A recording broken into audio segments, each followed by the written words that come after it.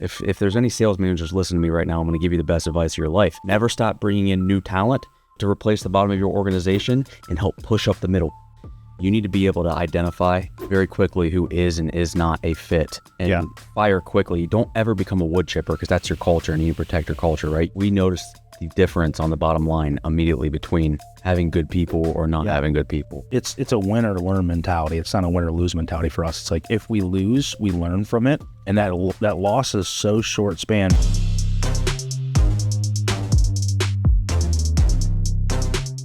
Welcome back to Owned and Operated.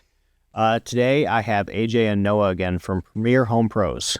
Welcome back. Thanks for having us.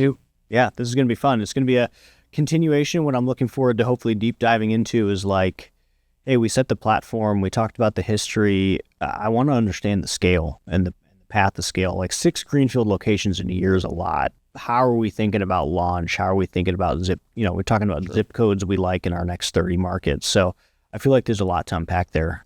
How do you guys want to start? You do the roadmap and we'll field the questions. Well, so first two markets, it was Pittsburgh and Cleveland. Cleveland and Philly were the first 2 markets. Oh, Cleveland and Pittsburgh was third. Oh, interesting. Okay. And like your current one, do you consider that Cleveland, or is headquarters like its own thing? Headquarters is its own thing.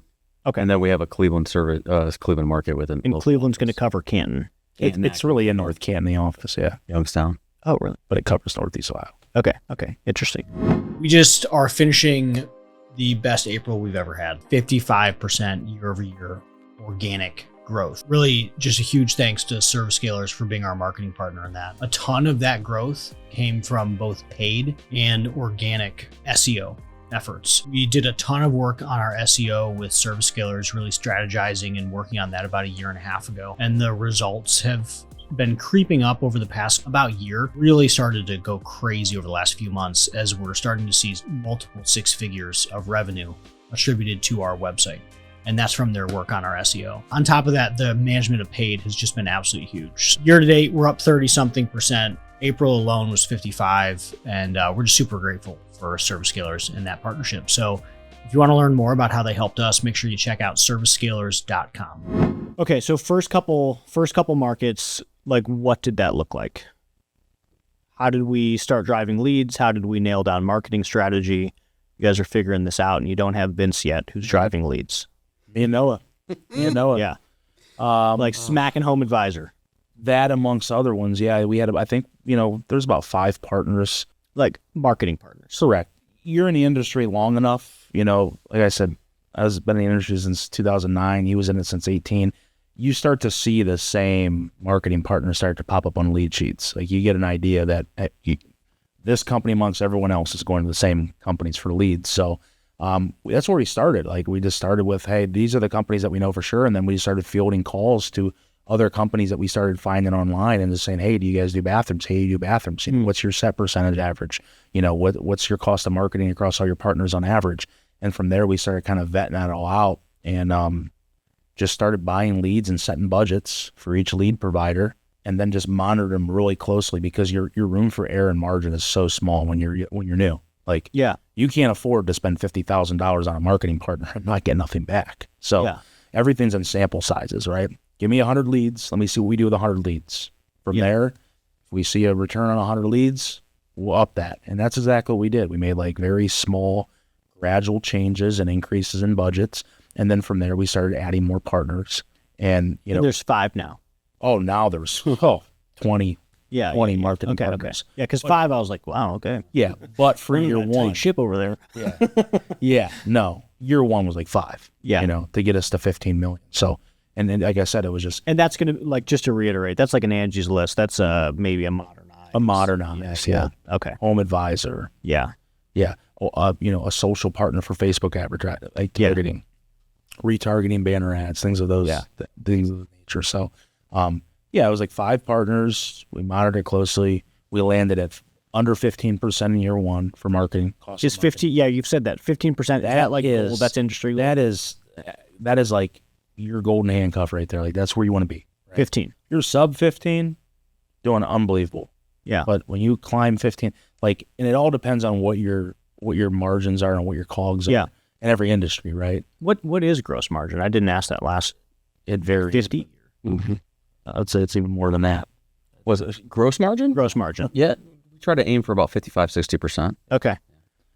But, that depends on your it depends on your product that you're, like Leaf their cost of marketing was up into the high 20s to 30% Really? because their cogs are so small. So they could So afford, you can, they right? can afford to do that. But bathrooms are a little tighter. Yeah. Same with roofing and windows and kitchens and all those things, because your cost per lead increases based on your product category. So you just got to be mindful of those things. And, that's what we did. Me and him monitored it really tight, and, we scaled a business to 15 million and kept the marketing costs at 15%, under 15. And we're like, hey, it's time to add more partners, but we don't really know how to add more partners. We want to get into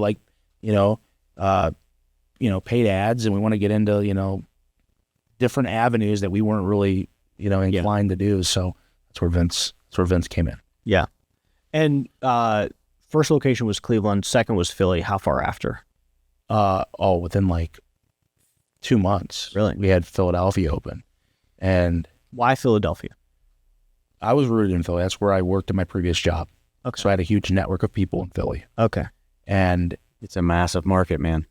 Yes. It's so I knew the marketing well. So that's actually, I think, where Horizon is based out of. So that I think that's their headquarters. 850 million. Before we got, it was in the other building, but they have it's 850 million, 34 locations along the East Coast, and they have a one-day bath that they've deployed into a few of the locations, but I don't know how many.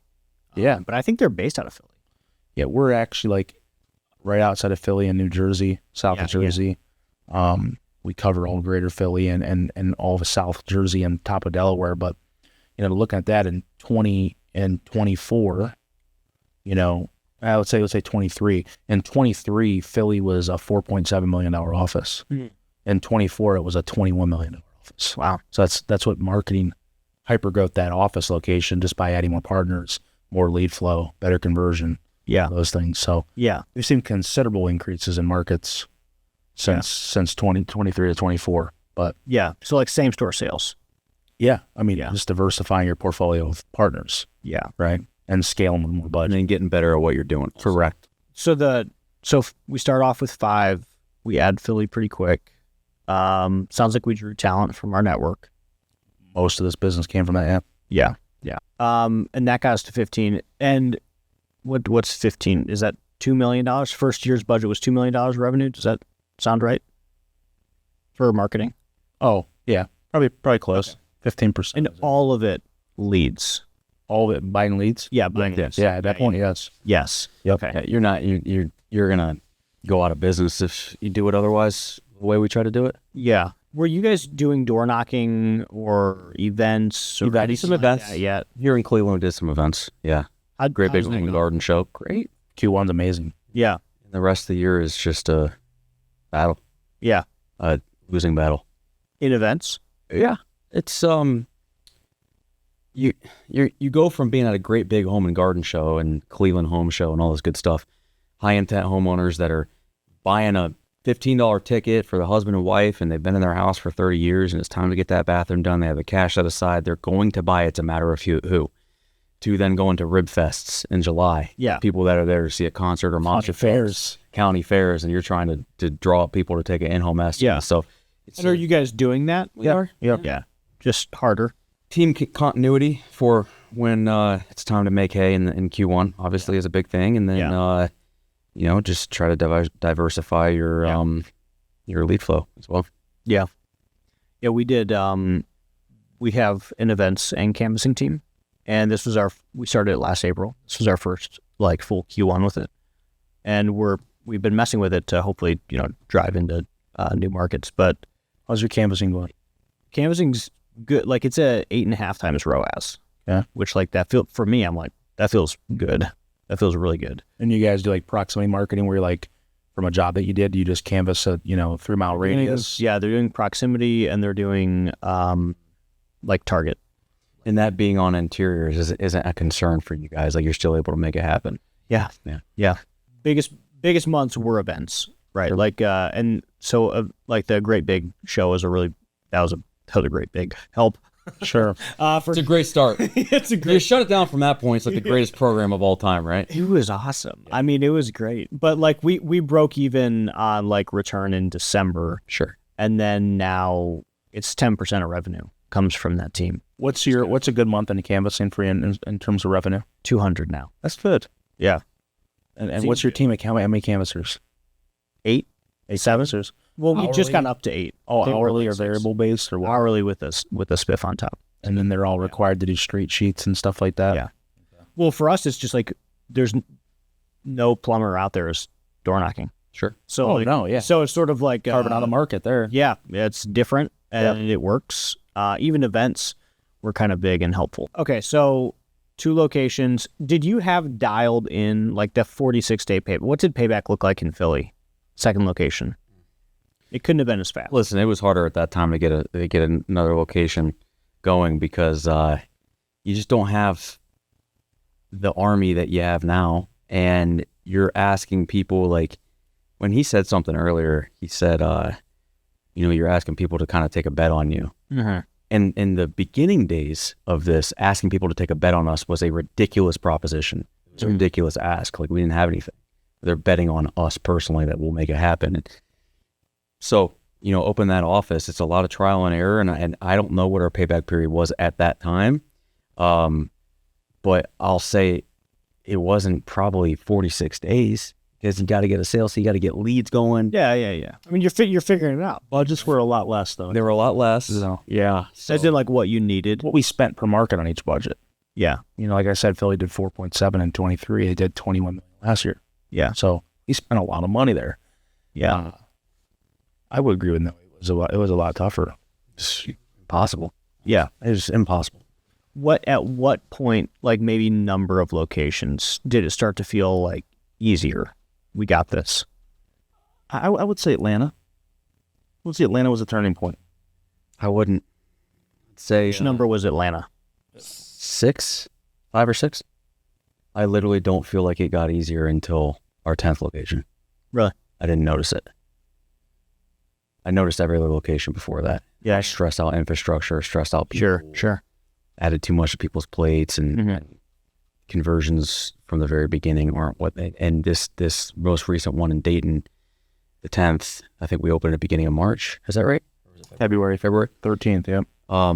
It's we marry Cincinnati Columbus market together, and that's been rather smooth. And then we just opened North Jersey last week, and Unbelievable first week. smooth as smooth can get. And it's literally because we did a business deep dive at the end of 2024 and kind of did an org chart reimagination where we decided to go really heavy with senior sales leaders running regions, people that are like just proven, motivated, experienced problem solvers, high level achievers. We pay them a little bit more and divide them a few less offices each and hire more of them and let them manage the managers in those offices. And our conversion rates and our problem solving has just gone up.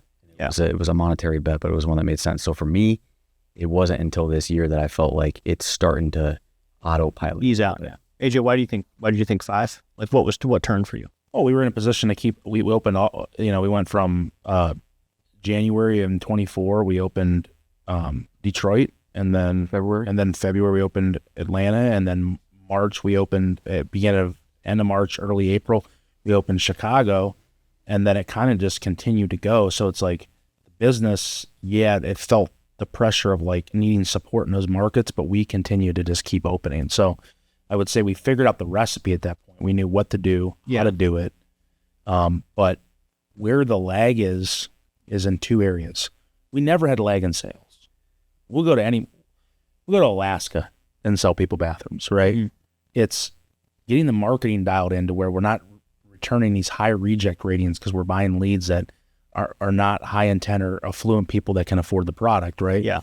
Filtering that out and getting the data back to be able to make the decisions and kind of refine the process and dial it in with the right partners to get the market going the right direction. And then getting the time for installation to get their feet under them and installing the business cleanly, because you got to assume when installers are new, they're going to make some mistakes. There's going to be some service and callbacks. So it's like, and then do they have the temperature to stay when they're knowing they have to go back and fix their own problems? people just want to worry about the next dollar. They don't want to go back and fix the ones they already got paid on. So that's part of it. But I would say that we definitely figured out the recipe in 24, just my opinion. As far as a profitability standpoint and a smooth transition, we reorganized the org structure dramatically. We got rid of walk me through it. no more VP of sales, gone. Yeah, because you are now VP of sales. I'm the CEO, but I just run our sales team. Right. But as in, like, you took that seat. I've always been the guy that they went to. Okay. But I had a guy that I thought could run the team, and there was just too many holes in below him to be able to get things done at the pace that we need to get things done. So I said, why are we spending this money on this crazy expensive person that we didn't feel like was bringing back the value? Yeah. And why don't we just take that money and let's get a bunch of people that we know can do the job very well, put them in regional roles and just give them 1 to 2 markets, and then we build from there.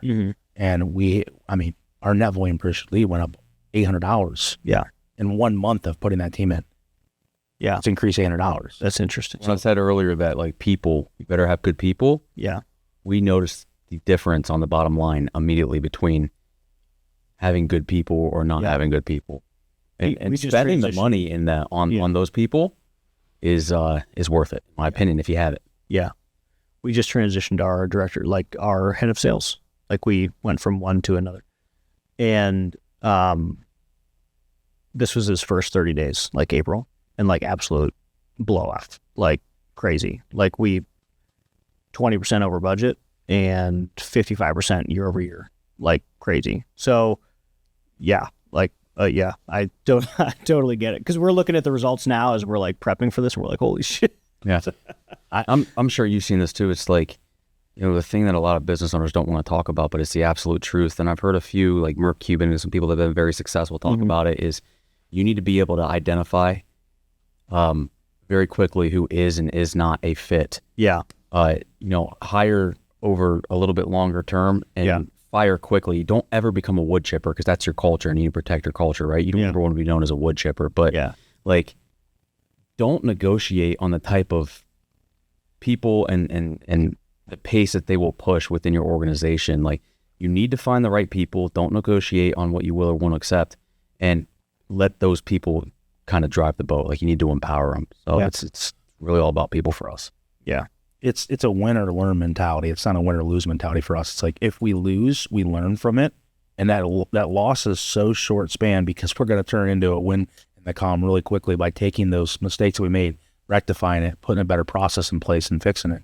That's what we did. We got rid of top end leadership that was really, really expensive, and made some changes that fit the business model. It fit the business model. We were like, man, the value is in the people, the doers, right? It's the people that's in the field doing it. It's not the finger pointers saying, get this done, get this done, get this done, right? That's great to have that visionary mindset, but like, really what we realized is we were the visionaries, and we were just telling an extra person to do what we could just tell them to do on our own, right? Telephone. Yeah. And the doers are the value. Like, let's get these people out here that are doing the business and like making the changes and executing the dream. Like that's what we were looking for. So we've seen, and then Noah came up with a great idea this beginning of this year with sales training, because our struggle was our sales system is elite. I'd say it's the best sales system in the country, and I would put my money against it, right?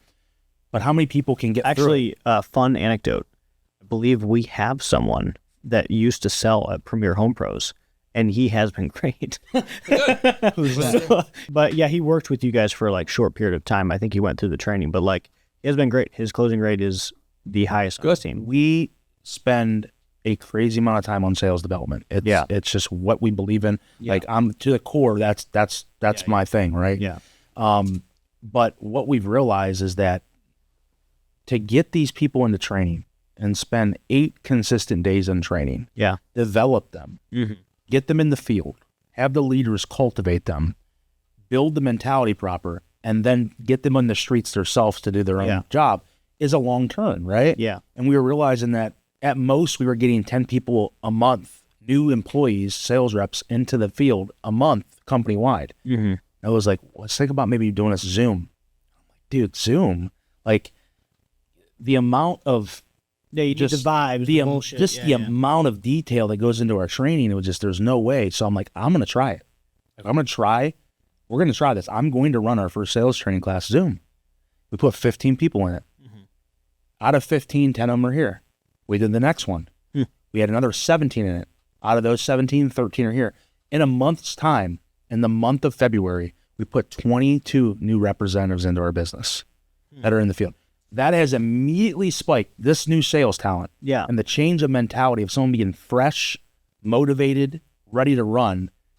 Our net volume per issued lead has went through the roof. Our talent in each office has went through the roof. All those new people, they raised the floor. Yeah. So now all of a sudden, these people that are been in these office locations that are stagnant, now all of a sudden they're really at the bottom because these new people have climbed to the top. Yeah. So it's just changed the culture in the business. And it was just off of a crazy idea of me and him sitting there, and he's like, why don't we just try it Zoom? Yeah. And I'm like, it's easy for you to say, you don't got to do it. And he's like, let's try it. Let's see. Yeah. Let's see if we can do it. And it was awesome. It worked. Yeah. And it's working. We're doing 2 Zoom trainings a month. Yeah. Right now, 2 classes a month. Yeah. You battle stagnation of mindset with employees, and sorry, just to re-hit this, 2 classes a month, like that's the onboarding, or that's like I'm going to do a refresher. No. New hires. New hires. Okay. Every 2 twice new a month. cohorts a month. 2 massive company-wide classes. sales training classes for new sales reps. Okay. So if you wanted to come into the business, Yeah. I'd say, hey, I got a class on May 8th for you. You're going to be in that class for 8 days. You amongst maybe another 12 people across the country. Yep.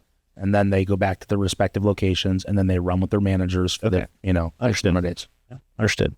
It's helped us battle the stagnation of talent in the company. It's you can bring talent into your organization, but 6 months from now, are they going to be pushing hard? And it's really about what you're doing to push them, right? And Well, how does this help push? I don't know that I understand that. you bring new talent in that's hungry, makes your existing talent base realize somebody's coming for them, if that makes sense, for their opportunities, essentially. Like, I've got to perform because there's somebody coming right behind me that's a killer that's going to push me to be my absolute best. So it's a lot of the same thing with football. When you draft a player on the, it's like, Next year's class is better, we just drafted a guy in this first, second round, and he's my position. I've got to pick it up. Like, Yeah. or I'm gonna be, it's same exact thing.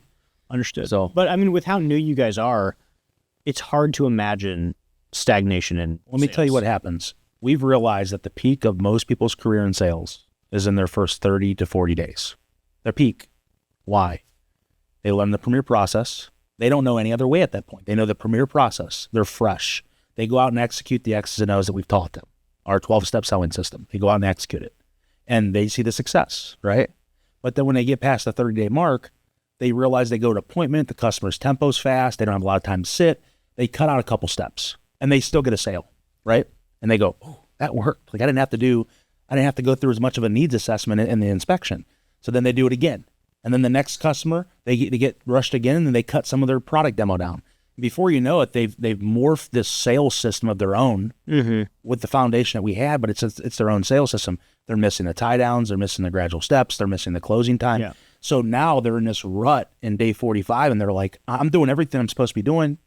We get a field trainer in the field with them, and they're like, you're not hitting any of the tie downs. You're not spending the amount of time on your warm up. Your agenda's not proper. So it's like redirecting them back on the right road, right? So this new talent coming in constantly, these people are fresh. These people are breathing the sales system, and they are out knocking out of the park. 3 weeks in a row, we celebrate Rep of the Week every week. We have a conference call on Mondays. We celebrate all the wins for offices, individuals. 3 weeks in a row, the top 3 reps in a company were brand new reps in their first 30 days. I have 25 new sales reps this month that are going to do over $250,000 in revenue in their first month. Yeah. It's unbelievable. Yeah. That is interesting. So do you think it sounds like you're ramping new talent. What do you do about re-engaging the old talent? That has a habit of helping So just do bringing in the new talent, Yeah. re-engaging. It's the, because we ran some of the most successful sales teams for Leaf Filter, and he brought me in Window Nation. I ran leads for him at Window Nation, and you essentially at the end of the day, like, you have your 20% or maybe 10% of top performers that are always going to be your top performers. And then you have your 10 to 20% of low performers that are never going to make it. And then you have your 80% or 70% in the middle that you can push up, or eventually they can live in the middle and be happy being a C plus, B minus player, make a solid amount of money and be a contributor, never really go up, or they can flame out in the end and go down. Your job as a sales leader or a sales manager, if there's any sales managers listening to me right now, I'm going to give you the best advice of your life. Never stop bringing in new talent to help take out the bottom to replace the bottom of your organization and help push up the middle. The very worst thing that can happen is they push up the middle to be better. The best thing that can happen is they push the middle down because they jump them. And when they push the middle down, the bottom leaves. And at the end of the day, you're left with a couple better players than you had before. Never stop bringing in new hungry talent. It's the worst thing you can ever do. Coach up or coach out.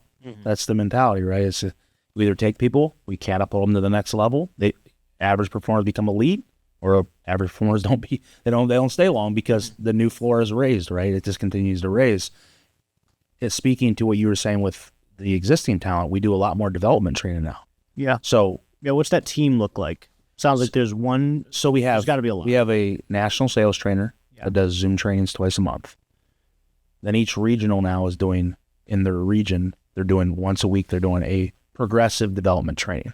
They're taking the KPIs and they're saying, here's the bottom performers in each of my regions, the markets, and they're required to be on training for 30 minutes to an hour, and basically go through our lead audit sheets and we'll say, what is the common denominator here of what's the reason all these people are failing? And we'll find that maybe it's sit no sale, other estimates, or it's no snap decision or no urgency, customer wasn't ready to buy. And we dial that down with all these struggling reps, and we realize that here's the main objection that we're struggling with, right? Then we don't just say, how do we conquer the objection? What stems the objection? Where's the objection coming from? Well, it either comes from lack of rapport, we didn't move want to need, they just wanted the bathroom, they didn't need it, we didn't make them need it in the inspection, we didn't price condition the homeowner enough to understand what the cost of the services in the industry. They had no idea when we got to the close like they should have what the cost of the product or service was, and they were shocked. And at that time, we spent all that time trying to build it, and we didn't do enough of it, so the close got rushed. The tempo of the close got rushed, and the customer didn't spend the appropriate amount of time to have those tough conversations to walk them into a sale. So we have to deal with all those things in this progressive development training that we do weekly, and we continue to give different viewpoints. We'll also bring in some of our top performers and say, tell the team what you're doing that's working. Because what's better than a person that says, hey, Noah's in the field every day. He wrote $420,000 last month. Let's listen to what this guy's saying, right? This guy he's our trainer. He's great. That's why he's our trainer. But he's not doing $420,000 a month. What's this guy doing? So we've got a lot more out of that too. Yeah. It's like, don't give me the vanilla response. Well, I'm just talking to customers and spending. No. What are you doing? What are you doing? You're doing something, right? Are you guys using like any of the AI software? We're not using the Rilla and all that stuff. We feel like for our sales team that the cost, the return is not there.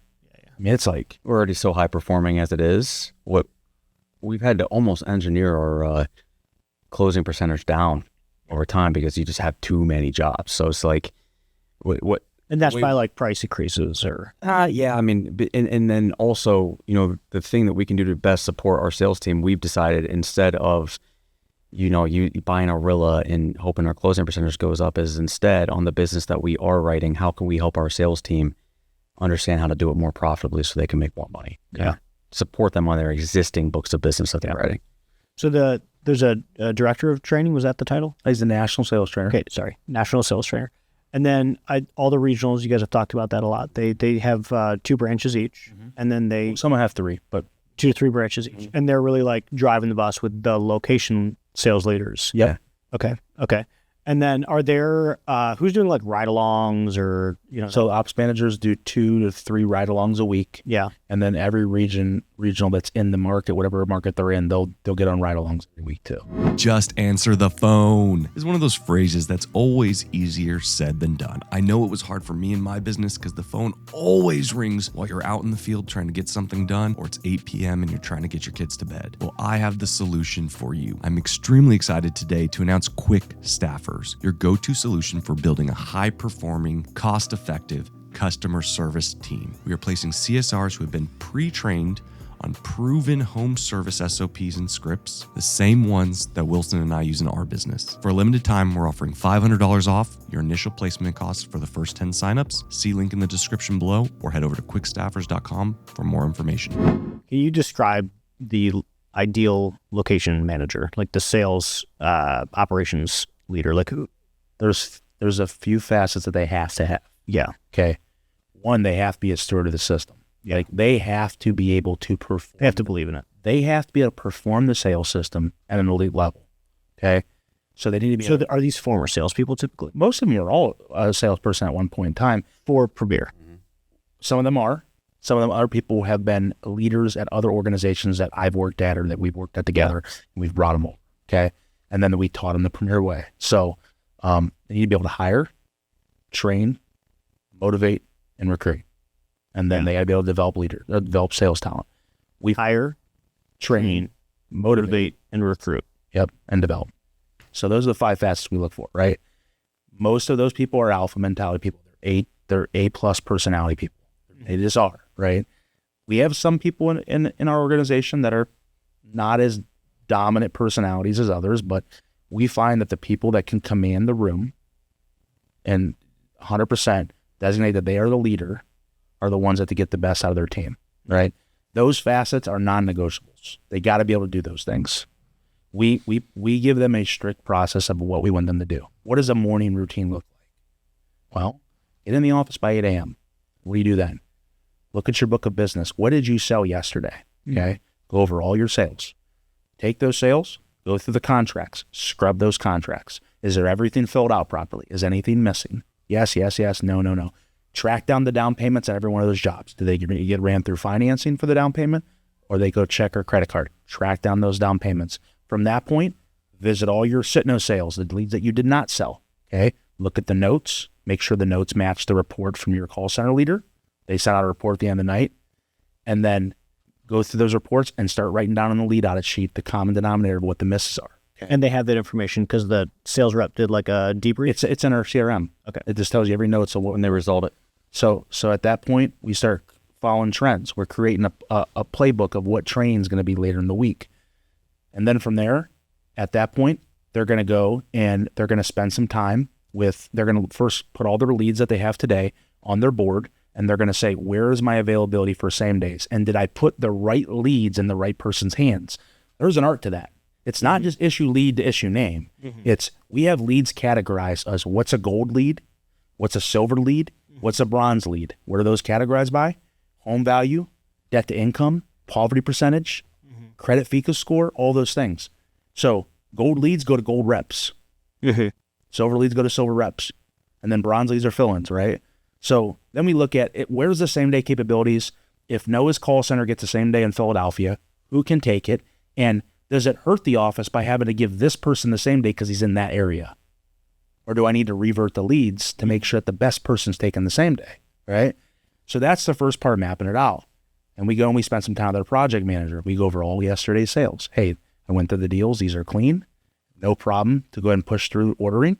And then I say, what does your schedule look like that you have installed this week? Is there any jobs that you're not able to get a hold of that you need me to try to call to get on this schedule this week? Let's go over the whole business. What jobs are in a stagnant position? Customer hold or management hold. Customer hold means the customer is not allowing us to install for a particular reason. Management hold is we're holding it for our own reasons, right? Clear those up daily. From that point on, the next hour for a sales manager is to spend time on recruiting. He was telling you never be stagnant. They're constantly taking those interviews that they have and they're spending time in that time slot of fielding interviews for recruiting. And then the back half of their day is an hour of development training, bringing people into the office to train, and then be in a field a couple times a day. By 2 o'clock, their day's open. Now they're taking phone calls, fielding any drop call that they need to take. Reps in a house, can't close it. Phone line goes to the sales manager. The sales manager's talking to the customer, trying to walk them into a deal. So that's the process, and that process we don't want to deviate from. That's what creates a process to open time in their day to be a manager. Then when it comes to the sales reps themselves, a lot of people that we want those alpha leaders to bring in, we really kind of look for like 3 main things. You got to be competitive. I like people that they hate to lose more than they like to win. because they'll just refuse to lose, right? You have to be charismatic. You got to be able to talk to people, make a friend, make people like you, be magnetic. Yeah. And then you got to be hungry. You got to be perpetually hungry. You got to be driven.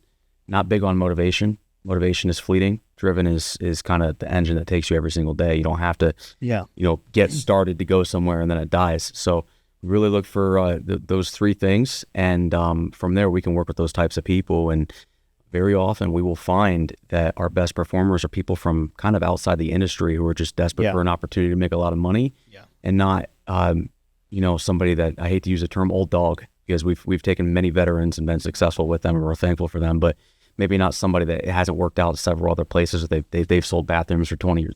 I can't win with you. You have your way of doing it.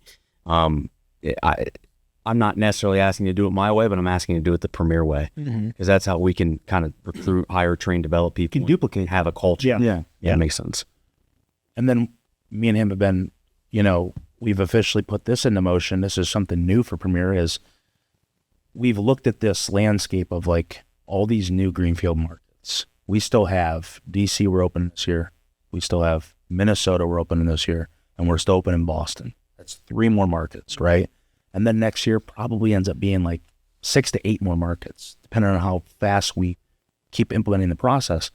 So we're looking at this and we're like, there is going to be a point in time with as big as Premier is at this point that we can't continue to pick from the vine and go into a network that I've had and just keep taking a sales leader from somewhere and hoping that they become a Premier person.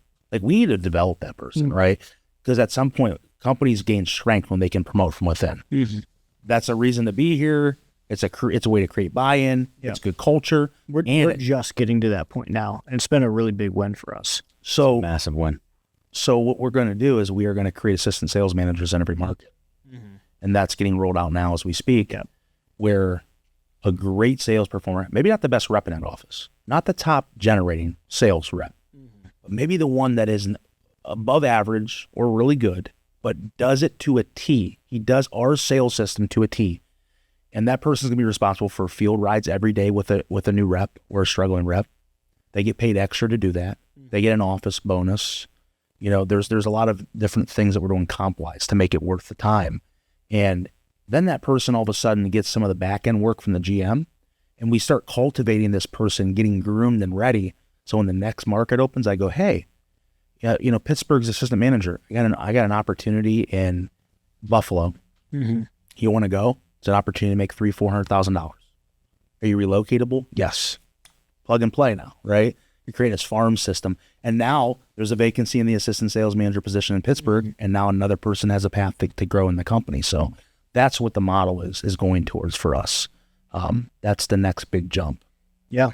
Like emerging leader. Do you think, how does training look like aside from being attached to that person's hip? Are they bouncing between locations? Is there as for the assistant sales manager? Right. They'll be stuck in, if Cleveland's manager will only be a Cleveland assistant manager. Okay. He'll be working hand in hand with his GM. He'll know his reps. He is literally, if I'm the GM and he's my assistant, he is my ears to the field. Because when a rep is out in the car with that person every day, they're way more liable to tell him what's going on inside their ears than what they're going to tell the GM that's the actual boss. Yeah. That person then can relay information to the GM. We can get a temperature on everybody, and we can just continue to build on all the deficiencies that every person has and start grooming and making them stronger.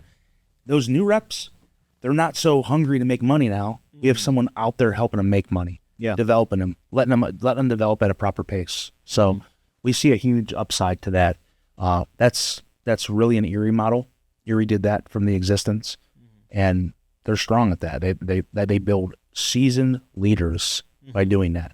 And when you come in it, most people that are ambitious, they go, "What's my path to grow?" I don't know. You're just a sales rep. Well, I don't want to just be a sales rep. Well, what else can I be? I don't know. You have to wait for another market. No, you can be an assistant sales manager. You can grow to a GM. Your GM might go to be a regional. There's pathway for growth, right?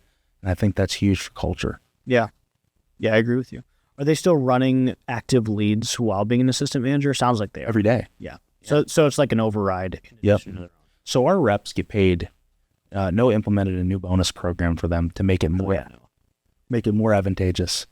We're going to talk about it. Yeah, I want to hear about it. Yeah. So basically it's a ladder system where the more net revenue that they do in a month, they'll get increasingly more compensation, and it keeps them fighting for all the deals. When I say people that hate to lose, it helps them not ever want to lose and write a deal wherever they can write it within parameters, if that makes sense, and helps reps stay around and keep chasing the carrot every single month. So we've got reps making, my goodness, with bonuses and with commissions, we've got reps making $5,000, $6,000, $7,000 a week, every single week. And it's a sliding scale based on where you sell. You can make as little as $250 for a job you shouldn't have sold because it didn't come into parameters, and then 5% all the way up to 12% with kickers on top of that. And then we pay extra for Sunday sales. And so we've kind of created an environment where there's all these different kickers left and right where reps can really just stack and stack and stack. And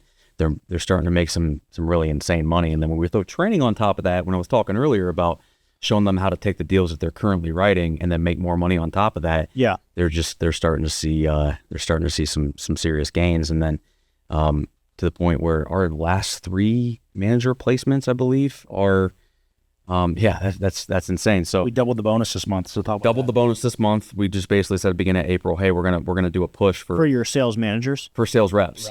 So whatever you would make this month a normal sales bonus, we're gonna double it. Yeah. And so we've got, oh my gosh, 1, 2. It's a good idea. 1, 2, 3, 4, and we're gonna set a monthly record this month. We're gonna do over $12.5 million in sales. 1, 2, 3. How does the cost structure absorb that? It's all variable. Yeah. We have no fixed overhead on a sales rep. 0. So will your... We got 24 reps doing over 100,000 in net volume this month so far, across the company. And what's good? Like what's good for sales? That's pretty... So 100 is good. That's okay. That's fine. So that's 5 deals? 6 deals? What's that? That's 6 deals? Net deals. Yeah. So, really for us, it's the bonus starts at 150,000 in net revenue, and then goes up to 200,000 is the next marker, 250 is the next marker. So your great reps are doing 250, your really good reps are doing 200, and your solid reps are doing 150. Top rep did 4.7 million last year. Yeah. So that gives perspective. Yeah. But, me and Noah were talking, we're like, we want the sales position to be like very advantageous. Of some people just have the vision that they don't want the problems of being a manager. Mm-hmm. They just want to make a great living being a sales performer, be a lead at that job, go home to their family every day and shut off, right? Mm-hmm.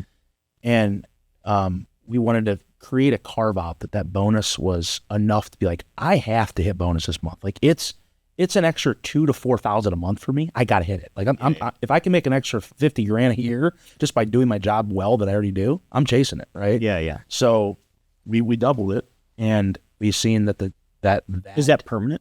So we're probably that was a test. So it's nice. Is it? And it's only if you hit a certain threshold. Sure. And you asked where the extra margin comes from. Well, it's almost our marketing budget per month is fixed on a dollars basis. Like this is what we're going to spend this month, and you get really close to it. So what's the worst thing that happens? You sell more, and then your net cost of marketing is lower because you sold more, you paid more in commission, but it came almost directly from your net cost of marketing at the end of the month. So it just balances out because you're capitalizing on more sales that maybe you wouldn't have capitalized on last month. Mm-hmm. And there's a balance there because here's what you realize with reps. They do one of two things. You have representatives that don't care as much. Now you're going to say, sounds crazy, but I'm just being honest. You have reps that don't care as much about what their commission percentage is versus getting the win because they're fighting for the bonus. Oh, yeah. Okay. No, we have that. Like guys are just like, yeah, I'll take the two. I just need this to close, even if it's $200. Because I'm fighting for my bonus at the end of the month, right? And then you have other people that say, I'm fighting for every single ounce of commission on every deal, and I want to make the most amount of money working the least. And what we find is that even the people that chase the volume and not the commission percent as much, they end up making great money at the end of the month because they get the bonus. So that's the kind of, we don't want to promote people to sell jobs at the floor, but we want to also reward people for taking the effort of saying, it's either walk the deal or get contract signed. Yeah. Let's get the contract signed, right? Yeah. So there's a common ground there. Yeah. So what is the threshold for the double? This is anybody who makes bonus is getting double what they normally. And bonus is like a threshold. Is a minimum of $150,000. Okay. So if it was $2,000, if I hit 150, it's 4. Correct. All right, yeah, I'm super into that. That's a good idea. And we've seen that our net volume per issue lead has exploded. Yeah. Yeah. We have metrics. I think we have as good of, if not better, analytics on the back end than anybody I've ever seen. And we have metrics that'll dial down for a given time period. What's the average commission percentage or discount percentage that a sales rep will sell at? And we can dial it down and kind of tailor what we're looking to do based on what the reps are doing recently, based on this promotion. So after today, which is the last day of the month, we'll do a deep dive. Kind of go back and see how effective it was month over month. I think it's going to be pretty effective. Yeah. Yeah. What do you guys day-to-days look like? Individually? Yeah. We're in the business to the waist up. There's never really a dull moment. We get in there. I mean, all of us are probably in there by the latest at 9 a.m., I'd say, 9:30. And, us three we all have kids. Yeah. And wives, right? And all our kids are fairly young. Yeah. Vince has 2 daughters that are under 3, 2 and 5, I think. 2 and 5, and Noah's got a third one on the way, and 3 boys now, and they're young. And I got of the 3, I got the oldest children, 13 and 10. So we're like heavily involved in family, you know. But we get in there in the mornings, and Noah heads up dealing with the call center and the inside center. So like that's a task in itself. Like he's wrapped up in that, and then he's bridging the liaison between sales and inside call center on issues and kinks that we're working out, conference calls and those things. Vince is really wrapped up into marketing, tech, automation, IT heavily. And then I'm running the field. I'm running sales, installation, all those things, So we're busy. Busy for sure. If we're not on calls, we're Just talking to employees. constantly. Ears always to the ground. It's like, where do you wait? You look up. You're looking for friction. Dude, I didn't eat lunch. Like it's 4 o'clock. It's 4 o'clock. What happened to They lunch? find us. They find us. Yeah. So There's not really a closed door. it's not really structured because it can't be. I don't think that we'd be doing the business to a service if we made our days fully structured and everything. It's kind of just get in there and get your hands dirty. And because of that, I think we have elite relationships with our teammates, and because it's not just structured and bland, it's like we're in there helping and fighting and figuring things out. Yeah. So Yeah. What was the, just sort of rounding this out, we've gone from 0 to, this year 170, 180 million. 174 is what we're tracking. 174. That's pace. Mm-hmm. All right. Yeah. Fuck yeah. based on our growth plan. Yeah. Like what was the biggest friction point? Like what was the moment where like, hey, this might be it. Like this might work or might not work. Might not work. Oh goodness gracious. All right, supply chain. I don't know. I would venture to say supply chain. You just couldn't get it. Yeah, because who's going to whip that out? It was a matter of both sides not communicating the way that a high level business should communicate and forecasting, right? We didn't think we were going to sell that much, and they weren't ready for us to sell that much. So it's a process of balancing that. But we've struggled at times with supply chain and getting the product at a timely fashion and having enough of it and being able to install to our full capacity. That's been a challenge. Yeah. And there was times where it was really bad, I would say, where we were like, whew, we better hope that this stuff arrives quickly. When you read, Just because canceled jobs, like you start like losing orders. you need to, when you start building a business at this size, your overhead's Yeah.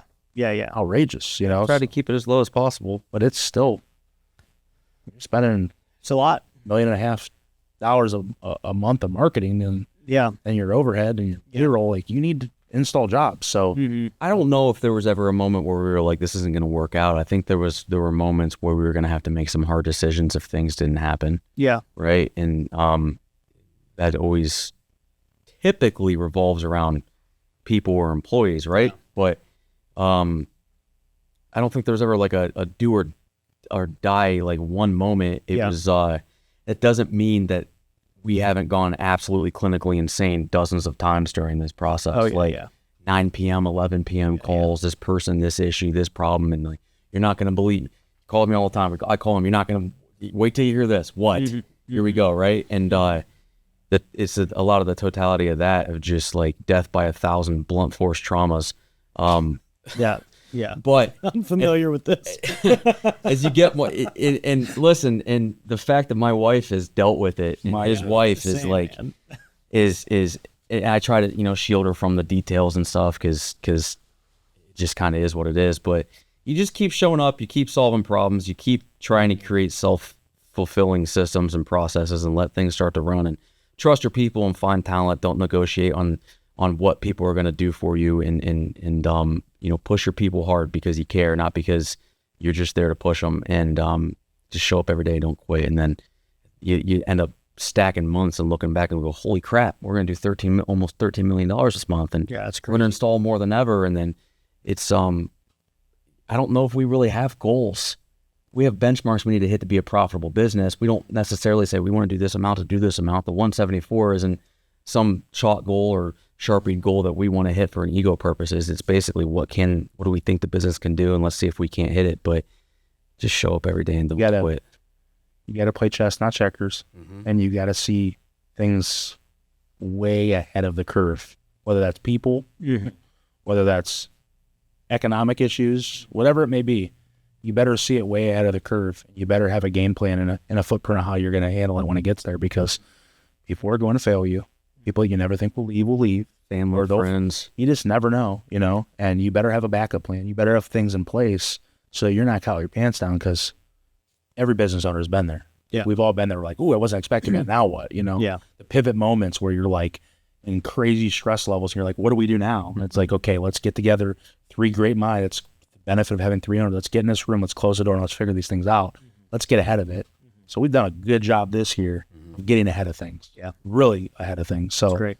we got the year modeled out, and we know where we're going to land mathematically, give or take, plus or minus a little bit, but we have the playbook set, I would say. At this point now, it's just repeating the playbook and continuing to bring and nurture good people into the organization so that you can expand the footprint. That's what it boils down to. Yeah. Awesome. Well, I appreciate you guys coming on and sharing all this with us. This was a lot of fun. Thank you. Absolutely. If people want to contact you, sounds like LinkedIn's probably the best way to get a hold of you. Yeah. Yep. Shoot me a message. Absolutely. Anytime. Awesome. Anytime. Still a lot of year left. Yeah. I want to be able to look at this podcast and We'll go do a back 6 month. and Yeah, go we'll back do a at the 6 end of the year month. and That's say, some of the funnest. That is some of the funnest ones.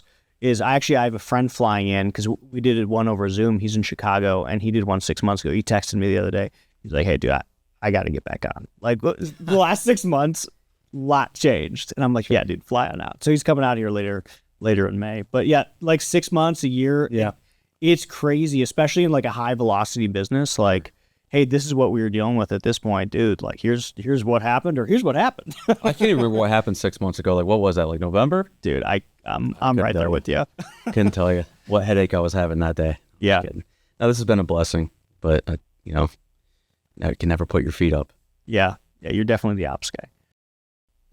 If you like what you heard, make sure you check out ownedandoperated.com, sign up for the newsletter, check out the YouTube. It is booming. Thank you.